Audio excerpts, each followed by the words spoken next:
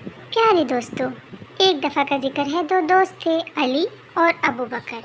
अली और अबू बकर के मोहल्ले में अहमद अपनी मामा के साथ रहने आया। अहमद बहुत ही प्यारा बच्चा था और हर एक की आंख का तारा था, सब उसको पसंद करते थे।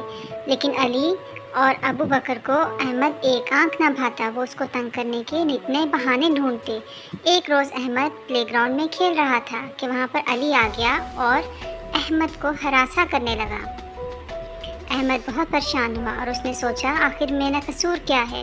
मैं किसको जाके बताऊं कि अली ने मेरे साथ ऐसा किया? मैं ज़रूर अपनी मामा को ये सब कुछ बताऊंगा। उसने जाकर अपनी मामा को सब रोदात बताई और उसने बताया कि अली उसको डराता है। मामा ने कहा, तुम फिक्र मत करो, मैं उसकी खबर लेती हूँ।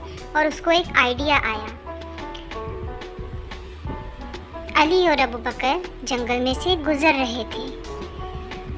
अहमद उन पर नज़र रखे हुए था और उसने अपनी माँ को इशारा किया कि वो दोनों आ रहे हैं। जब अली और अबू बकर कुएं के पास पहुँचे तो अहमद की मामा चुड़ैल के रूप में उनके सामने आ गई और उनको डांटने लगी और उनको कहा, मैं तुम्हें कुएं में फेंक दूंगी, तुम लोग गंदे बच्चे हो।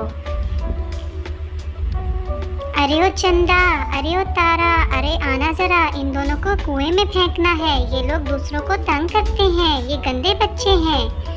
अली और अबू बकर बेहद घबरा गए और डर गए।